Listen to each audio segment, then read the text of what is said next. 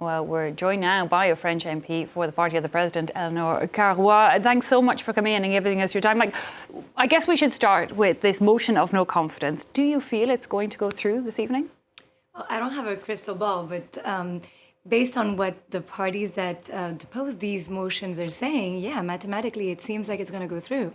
And then what happens? I mean, then Michel Barnier, he's gone as Prime Minister. It took quite a while to find him to be the Prime Minister. The Assembly, a very divided one. Yeah, and you know, for me, the most important issue is not that much that the government will be turned down, because that's something that could have happened anyways when you have such a divided assembly, but is that we are not going to have a budget voted by the end of the year.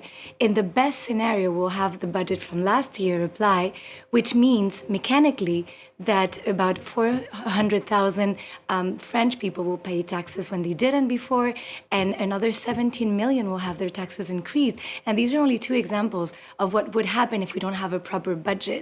So that's what worries me the most at this stage. Definitely. And the financial turmoil we've seen already even impact on the wider market and the euro. But this budget, it was pushed through by force, clear opposition from the Parliament. They were elected by the people. You know, Michel Barnier doesn't come from either side of neither the biggest group, which is the alliance of left-wing parties, or the biggest party, the far right. Yeah, and his legitimacy was based on his capacity to build a compromise. And what he did in this budget, and I'm not going to defend that budget because there are several things in that budget that I totally disagree with. But what he did, and you have to give him that, is that he took proposals, the most important proposals from the different groups, and he tried to make a compromise budget, bearing into account that we're in a very constrained environment and we need to reduce our debt. So it wasn't perfect at all, but it was something, and it was negotiated and discussed with several groups. So the fact that they turned around so quickly and so unexpectedly, I think also shows that this was a very political move in the sense, you know, and not in the good sense, and that it is actually putting France into a very difficult position for politician reasons. Indeed, and as you're saying, time tight on getting a budget in place. There had been pressure on France, even from outside, to do so. But without a Prime Minister, we're not going to have the next budget. So the real first question, I imagine, is who can take over as Prime Minister? Does it need to go back to the biggest parts of Parliament? Well, that's funny because everyone is asking that very question. And I think that's the question we asked ourselves 6 months ago. And it isn't the question we should be asking ourselves now. We should be asking ourselves the question of what project are we going to be able to build? What coalition, so to speak, before thinking about a name, with an assembly that is so divided. We have 11 groups. We've never had that many. They're not talking to each other. They have different views. Even the blocks, they talk about 3 blocks. That's nonsense. Within those blocks, there's so many differences. So you have to find a way, and finding a way, in my opinion, means discussing, you know, the priorities of every single representative, because we've all been elected legitimately, and then trying to find something that works, and then you'll find the providential men or women. Indeed, because other countries, I mean, it's true that like the Netherlands often has a myriad of parties. It's quite a new thing for France, I guess, to have so many parties in Parliament. But we can't hold new elections here in France. And as you say, we're all legitimately elected. So technically, how is it going to move forward if this vote of no confidence goes through, if we don't have a government by the end of the week? Where do you think the push is going to come to bring all these dividing sides together for France?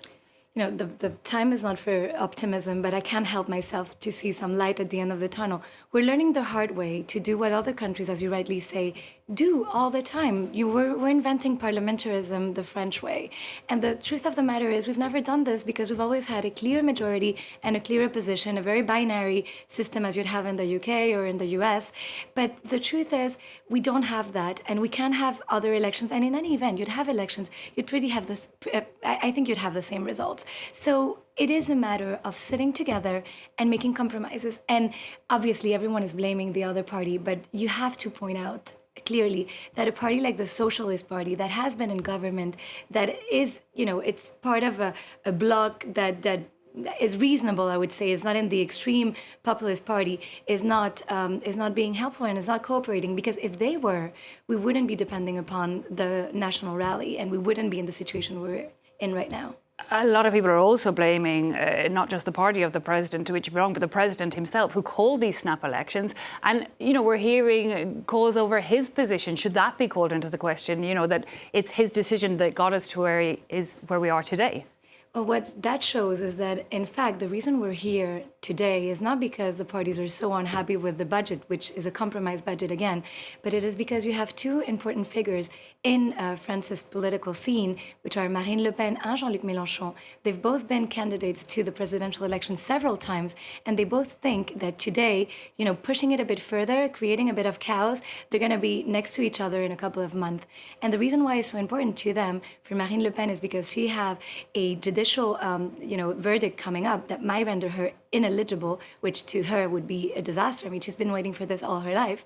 And for Jean-Luc Mélenchon, he's not getting younger, and he's also hoping to be facing Marine Le Pen. So they're both playing it very personally and not looking into the interest of France, and they're both hoping that Emmanuel Macron will eventually leave. But I think that would be a disaster, obviously, for a country. Okay, well, time will have to tell where that compromise will come from. Eléonore Cariot, thanks so much for coming in and giving us your expertise on the situation. Thank you.